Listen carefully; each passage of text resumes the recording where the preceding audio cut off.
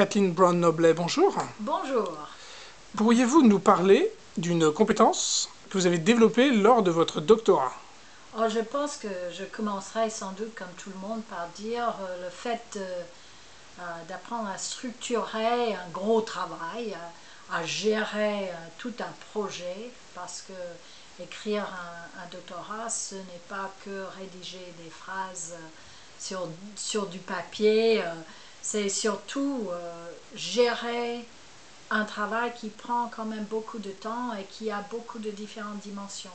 On travaille pas simplement, comme je dis, avec les livres et le papier ou avec l'Internet et le clavier, mais aussi avec d'autres personnes. Donc souvent on est amené à organiser des entretiens, ou on est amené à travailler avec des comités de lecture, etc. Donc ça, le fait d'organiser un très gros projet qui va terminer sur un document de 500 pages, qui est correct, ça c'est une chose. Et puis l'autre chose que je dirais, c'est quand je vous dis que ça vous aide on apprend à structurer ce travail, ça veut dire aussi qu'on apprend à structurer intellectuellement le travail. Et pour moi, étant donné que j'ai une façon de réfléchir qui est parfois très riche et qui prend en compte plusieurs choses en même temps, en parallèle, moi j'étais très intéressée d'apprendre la valeur de séparer les différentes parties d'une réflexion pour que quand on veut présenter une idée très très complexe, pour qu'on puisse le présenter, on va dire, de plusieurs perspectives, chacune très simple, hein, et pour que ce soit recevable par le lecteur, pour qu'une idée quand même complexe soit facile à lire. Bon, ça c'est une autre chose. Je dirais que pour apprendre à structurer la pensée, un texte complexe comme ça, c'était très important pour moi d'apprendre à structurer ma pensée, c'est-à-dire à devenir très très clair sur qu'est-ce que c'est que d'observer, dans mon cas, hein, parce que je suis littéraire, qu'est-ce que c'est que d'observer un texte sans imposer mes idées à ce texte. Donc ça aussi c'était important. Quoi d'autre? À gérer les gens, à gérer des gens qui sont parfois pas très, on va dire, pas très solides dans leur sens d'eux-mêmes. Hein. C'est souvent les gens qui finissent comme parfois les gens qui finissent comme profs d'université, etc.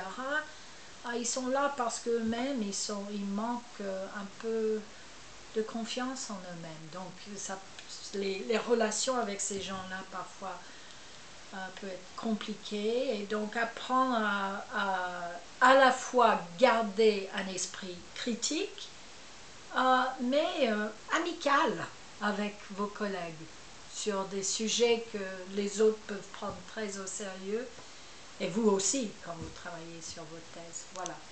Est-ce que ça vous aide aujourd'hui dans votre travail? Je n'ai pas, c'est pas très très courant que j'ai à travailler avec des personnes aussi compliquées que les gens avec qui j'ai pu travailler lors de mes années postsecondaires. Mais le fait, je réfléchis un instant ici,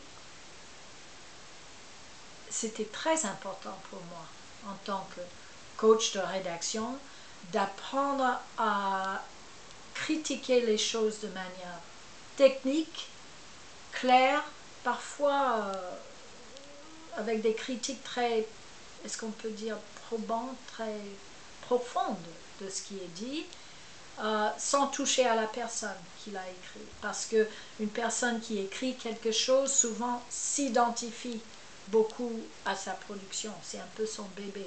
Donc ça, oui, c'était très très utile pour travailler avec des rédacteurs et des écrivains. Et je pense que on a tendance à me dire qu'on apprécie chez moi que j'ai un œil à la fois critique et technique qui n'est pas personnel, qui arrive à le faire sans être personnel. L'autre chose, c'est structurer ce gros travail de rédaction. Ça m'a rendu très consciente de l'importance des processus de rédaction et des processus de communication. Et comment les gens ont tendance, et moi inclus au début, de mélanger toutes les étapes d'un processus et de se causer d'énormes problèmes en faisant ça. Donc moi, en ce moment, je suis en train de fonder une société qui s'appelle Intexere avec une collègue anglaise où on travaille très précisément sur comment on démantèle un processus de communication qui est problématique pour le remettre pour le remettre ensemble de manière logique et faisable. Et voilà. Un processus de rédaction ou de communication qui n'est pas vu clairement, voilà, ça fait des dégâts. Ça fait des dégâts. C'est désorganisé. Les gens vont un peu au pif et voilà, they trip over themselves, on dirait en anglais, parce que c'est pas clair pour eux ce qu'ils sont en train de faire. Est-ce que vous auriez des idées pour mieux valoriser le doctorat Quand j'ai entendu cette question, que j'ai déjà entendue bien sûr avant, la première chose qui m'est sautée à l'esprit, à laquelle j'ai pensé, c'est pourquoi valoriser le doctorat. C'est-à-dire, je sais qu'en France, il y a un problème que les docteurs qui auraient fait 8 ans peut-être d'études approfondies et qui auraient écrit une recherche originale, etc., ils sont parfois mieux valorisés par le public que les gens qui font 3 ans dans une école, dans une grande école renommée, etc. Et je sais que dans un sens abstrait, c'est pas juste, etc. Mais c'est un peu aussi le système français. Le système français est basé sur la reconnaissance. D'un côté, oui, c'est une méritocratie, c'est-à-dire pour rentrer dans ces grandes écoles, la société française vous fait passer par des concours, etc. Donc, vous méritez bien sûr une certaine prestige d'avoir pu faire ces grandes écoles. Et ça, c'est la nature de la culture française qui dit ces institutions vont former des personnes qui méritent une valeur particulière. Donc, d'un côté, j'aurais envie de dire, même si quelqu'un qui a fait un doctorat a travaillé beaucoup plus, a fait quelque chose de beaucoup plus profond, peut-être que cette personne a quelque part plus de valeur intellectuelle. La valeur dont on parle, quand on dit quelqu'un qui sort de Polytechnique a une valeur, ce n'est pas purement intellectuel. En partie, c'est la capacité, bien sûr, de travail intense et de structuration de la pensée et tout ça, mais c'est aussi une valeur qui est liée à ses contacts, à son réseau. Et la société française reconnaît ça bien. En ce qui concerne, donc je veux dire que et la société française a le droit de dire ça a plus de valeur que d'avoir fait 8 ans de recherche.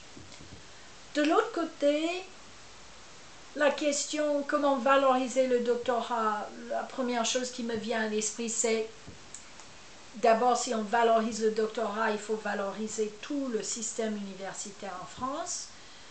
Il faut faire en sorte que les étudiants lisent des livres au lieu d'attendre qu'on leur donne des notes qui suivent leur curiosité, etc., qu'on les encourage à faire ça et voilà, à faire de meilleures universités. Et puis ça va amener à un niveau doctorat peut-être où les étudiants auraient exercé leur curiosité pendant plusieurs années. Mais de l'autre côté, la question c'est si on veut valoriser le doctorat, pourquoi? Quel est le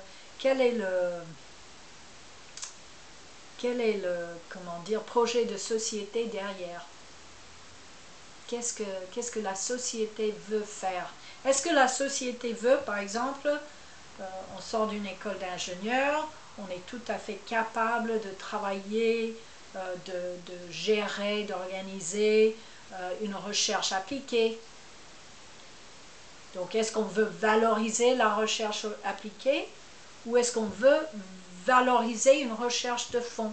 Parce qu'un doctorat, c'est quand même un diplôme qui vous forme à faire une recherche fondamentale. Donc, qu'est-ce que la France veut? Voilà la question.